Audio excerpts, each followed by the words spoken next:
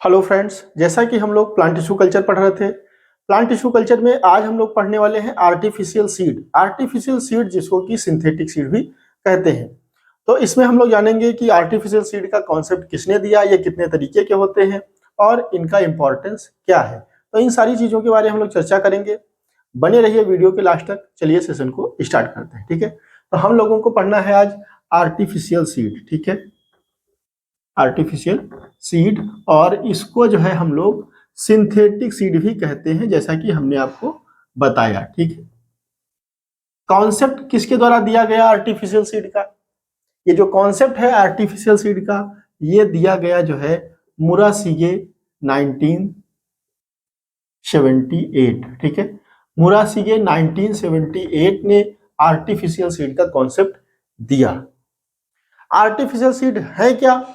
Artificial seed जो है, जैसा कि नाम से ही पता है भाई, ये जो है लैब में बनाए गए सीड हैं। आर्टिफिशियल सीड हैं, नेचुरल सीड के एनालॉग हैं, नेचुरल सीड के जैसे ही हैं, लेकिन ये आर्टिफिशियल सीड है, सिंथेटिक सीड है। अब इसमें अंतर क्या है? इसमें अंतर यह है कि जो नेचुरल सीड होते हैं, जो नेचुरल सीड होते हैं, उसमें क्या होता है? जाइगोटिक एम्ब्रियो होता है। उसमें क्या होता है? जाइगोटिक एम्ब्रियो होता है, मतलब गैमीट्स के फ्यूजन से जो एम्ब्रियो बना होता है वो होता है। जबकि जो सिंथेटिक सीड है, आर्टिफिशियल सीड है, इसमें क्या है? इस जाइगोटिक एम्ब्रियो की जगह क्या है? सोमैटिक एम्ब्रियो है।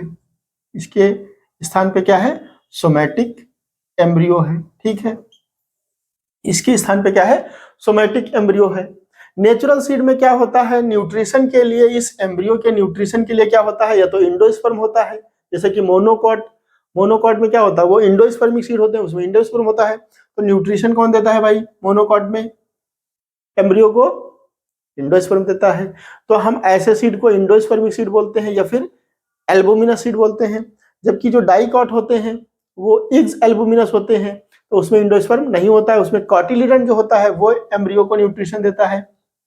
तो इस तरीके से भाई इसमें न्यूट्रिशन के लिए क्या होता है? तो इंडोस्पर्म होता है, तो कॉटिलीडन होता है। उसी तरीके से यहाँ पर जो आर्टिफिशियल सीड है वहां पर भी मैट्रिक्स होता है। ठीक है, मैट्रिक्स होता है। और उसके बाद भाई नेचुरल सीड में क्या होता है भाई? एक कोटिंग होती है, तो यहाँ पर भी सीड कोट होता है। ठीक है, तो ये सारी चीजें जो है आर्टिफिशियल सीड या फिर सिंथेटिक सीड में होती हैं, लेकिन ये नेचुरल नहीं होती हैं। इनको जो है सिंथेटिकली जो है तैयार किया जाता है। ठीक है, तो उम्मीद है कि ये चीज आपको समझ में आई होगी। तो जो आर्टिफिशियल सीड है ये नेचुरल सीड के ही क्या है? एनालॉग है। ठीक है, तो हम कह सकते हैं कि artificial seeds are artificial seeds are analog to natural seed, analog to natural seed in which somatic embryo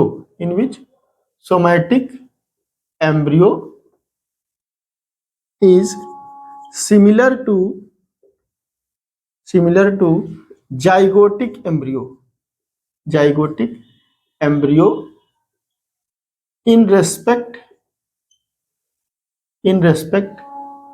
to gross morphology,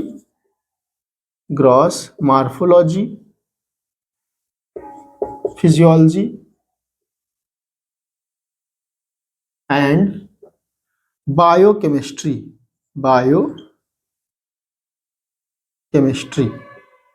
ठीक है, तो आर्टिफिशियल सीड जो है नेचुरल सीड के एनालॉग हैं, जिसमें कि जो सोमैटिक एम्ब्रियो है ये जाइगोटिक एम्ब्रियो के समान होता है।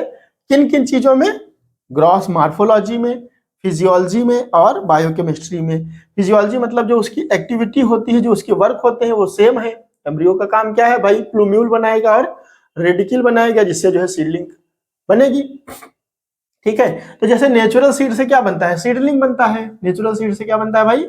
सीडलिंग बनता है।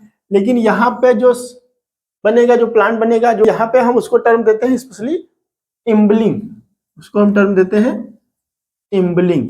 ठीक है, उसको हम टर्म देते हैं इम्बलिंग। यहाँ पे सीडलिंग की जगह हम क्या कहेंगे? इम्बलिंग कहेंगे। ठीक है, जो भी जो है आर्टिफिशियल सीड से जो भी प्लांट बनेगा उसको हम क्या कहेंगे, इम्बलिंग कहेंगे, EMBLING, इम्बलिंग। ठीक है, तो उम्मीद है कि ये चीज आपको समझ में आई होगी। अब देखिए आर्टिफिशियल सीड जो होते हैं ये दो तरीके के होते हैं, एक तो हाइड्रेटेड सीड, दूसरा जो है एक तो हाइड्रेटेड, दूसरा डेसिकेटेड। ठीक है, तो पहला हम लोग जान लेते हैं हाइड्रेटेड सीड। ठीक है, hydrated artificial seed. Hydrated artificial seed का कॉन्सेप्ट जो है ये रेडेनबर्ग के द्वारा दिया गया, रेडेनबर्ग, ठीक है, सॉरी रेडेनबर्ग, ये साइंटिस्ट थे रेडेनबर्ग, इन्होंने 1986 में ये कॉन्सेप्ट जो है दिया हाइड्रेटेड आर्टिफिशियल सीड का। इसमें क्या है देखिए, सोमैटिक एम्ब्रियो है हमारे पास, क्या है भाई, सोमैटिक एम्ब्रियो। अच्छा, मोस्टली हम लोग सोमैटिक एम्ब्रियो ही लेते हैं, लेकिन अदर प्लांट पार्ट भी जो है ले सकते हैं।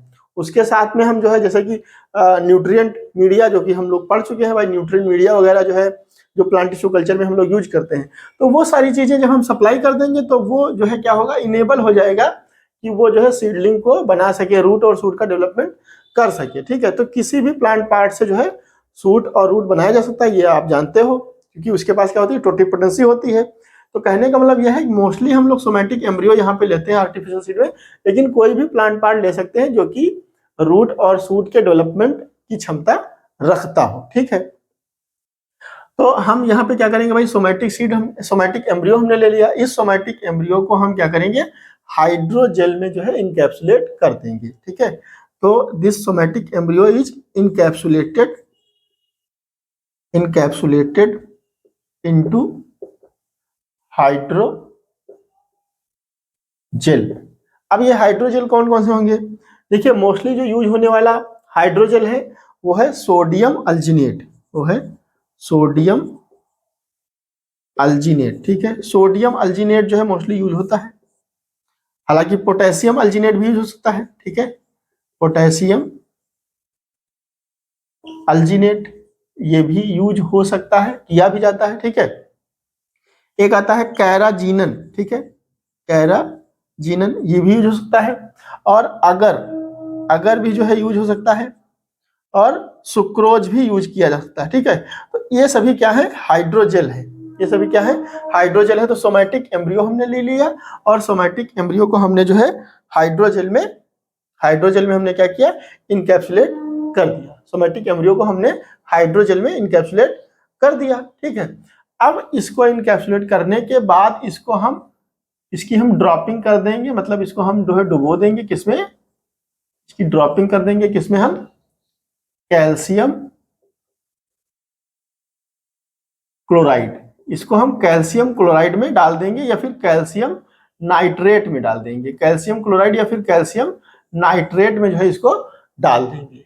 ठीक है, पहले हमने इनकैप्सुलेट कर दिया किसमें, सोडियम अल्जीनेट या फिर पोटेशियम अल्जीनेट या फिर कैराजीनन या फिर सुक्रोज, ये सब क्या है, हाइड्रोजेल है। तो इससे एक प्रकार से मैट्रिक्स जो है उसका बन जाएगा। इसके बाद जो है हम उसको ड्रॉप कर देंगे किसमें, कैल्शियम क्लोराइड या फिर नाइट्रेट से। अब इससे जो है फाइनली बनेगा वो जो है हाइड्रेटेड सीड जो है बनकर के तैयार हो जाएगा। इसको हम कहेंगे कैल्शियम अल्जीनेट बीड्स बोलेंगे इसको, कैल्शियम अल्जीनेट बीड्स मतलब मोती। ठीक है, तो ये अल्टीमेटली क्या बन जाएगा, कैल्शियम अल्जीनेट बीड्स बन जाएगा, और यही क्या है भाई, हाइड्रेटेड सीड है। अब इसको हम कहीं भी जो है फील्ड में ले जाकर के इसकी सोइंग कर सकते हैं, हमको हार्डनिंग की जरूरत नहीं पड़ती। सबसे अच्छा जो इंपॉर्टेंस, मतलब जो इसका एडवांटेज है आर्टिफिशियल सीड का, हमको हार्डनिंग की जरूरत नहीं पड़ती। जैसे कि हम इन विट्रो कंडीशन में जब प्लांट बनाते हैं तो उसको हार्डनिंग करते हैं, हार्डनिंग करने के बाद हम फील्ड में ट्रांसफर करते हैं। यहाँ पे जब हम आर्टिफिशियल सीड बना रहे हैं तो इनको हमको हार्डनिंग की जरूरत नहीं पड़ती, हम डायरेक्ट जो है इनको फील्ड में ट्रांसफर कर सकते हैं। ठीक है, तो ये एक सबसे बड़ा जो है एडवांटेज है आर्टिफिशियल सीड का। अभी हम लोग समझेंगे कि कौन कौन से और भी एडवांटेज हैं आर्टिफिशियल सीड के। तो उम्मीद है कि हाइड्रेटेड सीड आपको समझ में आया होगा, हाइड्रेटेड आर्टिफिशियल सीड। इसमें कुछ नहीं है, इसमें हम जो है जो सोमैटिक एम्ब्रियो को है, सबसे पहले इसको हम हाइड्रोजेल में जो है इनकैप्सुलेट कर ले रहे हैं। हाइड्रोजन मतलब कैराजिनन हो सकता है, सोडियम अल्जीनेट, पोटेशियम अल्जीनेट, सुक्रोज, अगर, ये सभी हो सकते हैं। इसके बाद हम इसको इनकैप्सुलेट करने के बाद हम इसको ड्रॉप कर देंगे किसमें, कैल्शियम क्लोराइड या फिर कैल्शियम नाइट्रेट में, और अल्टीमेटली फिर जो है कैल्शियम अल्जीनेट बीड्स जो है बन जाएंगे। यही क्या होगा, हाइड्रेटेड सीड होगा। ठीक है, रेडेनबर्ग 1986 के द्वारा डेवलप किया गया था। अब देखिए desiccated seed, desiccated seed, desiccated artificial seed, यहां पे क्या है देखिए, इसको जो है डेवलप किया गया किम एंड जैनिक, किम एंड जैनिक 1989 के द्वारा, किम एंड जैनिक 1989 के द्वारा जो है डेसिकेटेड आर्टिफिशियल सीड डेवलप किए गए। इसमें क्या किया गया भाई, इसमें जो सोमैटिक एम्ब्रियो है, इसमें जो सोमैटिक एम्ब्रियो है, ठीक है, सोमैटिक एम्ब्रियो को हाइड्रोजेल में नहीं, यहाँ पे जो है poly oxy ethylene glycol, poly oxy ethylene glycol में जो है इनकैप्सुलेट किया गया, और इसके बाद ये जो है ड्राई कर लिए गए, इसके बाद ये जो है ड्राई कर लिए गए। तो इस तरीके से जो है ये बनाया जाता है कौन, डेसिकेटेड आर्टिफिशियल सीड। ठीक है, डेसिकेटेड आर्टिफिशियल सीड बनाने के लिए हम क्या करेंगे, सोमैटिक एम्ब्रियो लेंगे और इसको हम इनकैप्सुलेट कर लेंगे किसमें, पॉली ऑक्सी इथाइलिन ग्लाइकॉल में, और फिर इसको हम ड्राई कर लेंगे। अच्छा, जो डेसिकेटेड आर्टिफिशियल सीड है, ये जो हम ऐसे क्रॉप प्लांट में बनाते हैं जो कि डेसिकेशन टॉलरेंट प्लांट्स हो, मतलब सूखा को सहन करने वाले जो है प्लांट्स हो, तो उसमें हम डेसिकेटेड आर्टिफिशियल सीड्स को जो है बनाते हैं। ठीक है, अच्छा, अब जो है ये जो हमने एम्ब्रियो इनकैप्सुलेट कर दिया पॉली ऑक्सी इथाइलिन ग्लाइकॉल में, पॉली ऑक्सी इथाइलिन ग्लाइकॉल में जो हमने एम्ब्रियो को इनकैप्सुलेट कर दिया, अब इसकी जो सर्वाइवल है इस एम्ब्रियो की, क्योंकि इसमें हमने इसको इनकैप्सुलेट कर दिया, इसकी जो सर्वाइवल है इसको अचीव किया जाता है 12% एम्ब्रियो हार्डनिंग के द्वारा, मतलब 12% हम सुक्रोज का जो है ट्रीटमेंट देंगे, 12% सुक्रोज में जो है हम इसको डिप कर देंगे। ठीक है, यहाँ पे हम इसको 12% सुक्रोज जो है या फिर 10⁻⁻6 MABA एब्सिसिक एसिड, इसमें जो है हम इसको डिप कर देंगे और इसको चिलिंग कर लेंगे। तो यहाँ पे हम क्या कर रहे हैं, यहाँ पे हम हाइड्रोजन नहीं यूज कर रहे हैं, हम poly oxy ethylene glycol use कर रहे हैं। पॉली ऑक्सी इथाइलिन ग्लाइकॉल से हम इसको इनकैप्सुलेट कर लेंगे, इनकैप्सुलेट करने के बाद हम इसको ड्राई कर लेंगे, और ये जो एम्ब्रियो है इसकी सर्वाइवल को जो है अचीव करने के लिए, सर्वाइवल को बढ़ाने के लिए हम क्या करेंगे, इसको हम 12% सुक्रोज में जो है इसको डिप कर देंगे, या फिर हम 10⁻⁻6 MABA एब्सिसिक एसिड में जो है इसको हम डिप कर देंगे, और इस तरीके से डेसिकेटेड आर्टिफिशियल सीड बनके तैयार हो जाएगा। ठीक है, तो ये दो तरीके के जो है आर्टिफिशियल सीड थे जिनको हमने डिस्कस किया। उम्मीद है कि ये चीज आपको समझ में आई होगी। अगर आपका कोई कंफ्यूजन है, कोई डाउट है, तो आप कमेंट बॉक्स में जो है कमेंट्स कर सकते हैं। ठीक है, और उसका उत्तर दिया जाएगा। अब देखिए इसका एडवांटेज क्या है, आर्टिफिशियल सीड का एडवांटेज क्या है भाई। एडवांटेज ये है कि जैसे कि आपको बताया जाता है कि भाई F1 हाइब्रिड है, क्या है, F1 हाइब्रिड है, और हाइब्रिड का सीड आपको हर साल जो है परचेज करना पड़ता है। अब ये मान लीजिए ये जो है F1 हाइब्रिड प्लांट है, ठीक है। अब इसमें जब फ्लावरिंग आएगी, इसमें जब फ्लावरिंग आएगी, सेल्फिंग होगी, तो ये मान लीजिए F1 हाइब्रिड था, तो आपको पता है कि capital T capital T capital T small T capital T small T small T small T, मतलब सेग्रीगेशन होगा, जिससे जो है जो सीड बनेंगे वो सेग्रीगेशन वाली जनरेशन को जो है जनरेट करेंगे, मतलब F2 पॉपुलेशन बनेगी, और उसको जब हम लगाएंगे, इन सीड को जब हम लगाएंगे तो हमको वो रिस्पांस नहीं मिलेगा जो हमको मिलना चाहिए। इसीलिए कहते हैं कि जो F1 है या फिर जो हाइब्रिड है उसका हर साल जो सीड है वो हमको नया लेना पड़ता है, मतलब लेना चाहिए, ठीक है। लेकिन यहाँ पे क्या है, जैसे कि ये F1 प्लांट है, तो इसका कॉन्स्टिट्यूशन क्या है, कैपिटल टी स्मॉल टी, तो इसकी पत्तियों में तो यही रहेगा, इसकी पत्तियों में तो यही रहेगा। तो हम सीड नहीं, हम फ्लावर के ऊपर नहीं जा रहे हैं, अभी फ्लावर नहीं बना, इसका कॉन्स्टिट्यूशन यही है। तो अगर हम यहाँ से एक एक्स प्लांट ले लें, क्या ले लें, एक्स प्लांट ले लें, और इस एक्स प्लांट से हम क्या बना ले भाई, हम जो है बहुत सारे प्लांट्स को तैयार कर ले, प्रोपिग्यूल्स तैयार कर ले। तो हम सीड नहीं बना रहे हैं, हम सीड नहीं बना, सीड बनाएंगे तो सेग्रीगेशन हो जाएगा, सेग्रीगेशन हमको नहीं करना। हमको क्या करना है, हम जो है एक्स प्लांट लिए, एक्स प्लांट से हमने क्या कर लिया, सोमैटिक एम्ब्रियो को जनरेट कर लिया। हमने क्या किया भाई, सोमैटिक एम्ब्रियो को जनरेट कर लिया, सोमैटिक एम्ब्रियोजेनेसिस, जैसा कि मैंने अपनी प्रीवियस वीडियो में आपको बताया हुआ है। सोमैटिक एम्ब्रियो को जनरेट कर लिया और इस सोमैटिक एम्ब्रियो को हमने इनकैप्सुलेट करके सीड तैयार कर लिए। तो ये जो बनेगा, जो भी सीड बनेंगे उनके पास क्या होगा, कैपिटल टी और स्मॉल टी। तो इस तरीके से जो हाइब्रिड सीड है उनको जो है हम वेजिटेटिवली प्रोपेगेट कर सकते हैं with the help of artificial seed या फिर सिंथेटिक सीड। और जो जेनेटिक है उनका जो जेनेटिक कंपोजिशन है, वो जो जेनेटिक प्योरिटी है वो उनकी एज सच जो है बनी रहेगी। तो हाइब्रिड सीड का प्रोपेगेशन हम कर सकते हैं with the help of artificial seed, और जेनेटिक प्योरिटी को हम मेंटेन बनाए रख सकते हैं with the help of artificial या फिर सिंथेटिक सीड। जो इंडेंजर्ड क्रॉप प्लांट हैं, जो विलुप्त होने वाले कगार पे हैं क्रॉप प्लांट्स, उनको हम क्या कर सकते हैं, कंजर्व कर सकते हैं, प्रोपेगेट कर सकते हैं with the help of artificial seed या फिर सिंथेटिक सीड। जीएम क्रॉप, जो जेनेटिकली मॉडिफाइड क्रॉप प्लांट्स हैं, उनका जो है प्रोपेगेशन हम किसके थ्रू कर सकते हैं, आर्टिफिशियल सीड के थ्रू कर सकते हैं। और जैसा कि मैंने आपको बताया कि जो आर्टिफिशियल सीड है या फिर सिंथेटिक सीड है, इनका एक इंपॉर्टेंस ये भी है कि इनमें जो है हार्डनिंग की जरूरत नहीं पड़ती है, इसमें हार्डनिंग की जरूरत नहीं पड़ती है। हम सीड को डायरेक्टली जो है, आर्टिफिशियल सीड को डायरेक्टली जो है फील्ड में सोइंग कर सकते हैं और उससे पौधा तैयार हो जाएगा। उसको हम क्या बोलेंगे, जो पौधा तैयार होगा उसको क्या बोलेंगे, इम्बलिंग बोलेंगे। क्या बोलेंगे, इम्बलिंग बोलेंगे भाई, हम इम्बलिंग बोलेंगे, ठीक है, उसको हम इम्बलिंग बोलेंगे। तो जो आर्टिफिशियल सीड या फिर सिंथेटिक सीड से जो सीडलिंग बनेगी, जो पौधा बनेगा, उसको क्या बोलेंगे, इम्बलिंग बोलेंगे।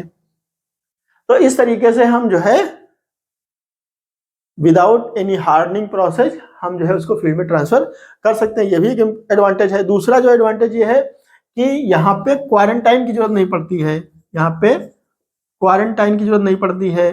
तो ये जो आर्टिफिशियल सीड है, सिंथेटिक सीड है, ये एक कंट्री से दूसरे कंट्री में विदाउट एनी क्वारंटाइन प्रोसीजर जो है ट्रांसफर किए जा सकते हैं। तो ये भी एक बहुत बड़ा एडवांटेज है। भाई क्वारंटाइन क्यों करते हैं, क्योंकि जब फील्ड में लगाते हैं, लार्ज क्वांटिटी में लगाते हैं, तो वहां वीड जम गए या फिर कोई डिजीज आ गई, तो उससे क्या होता है भाई, उसका जो इन्फेस्टेशन है वो अदर कंट्री में भी जाता है, सीड के साथ में चला जाता है वो, और वहां पर भी वो स्प्रेड होता है।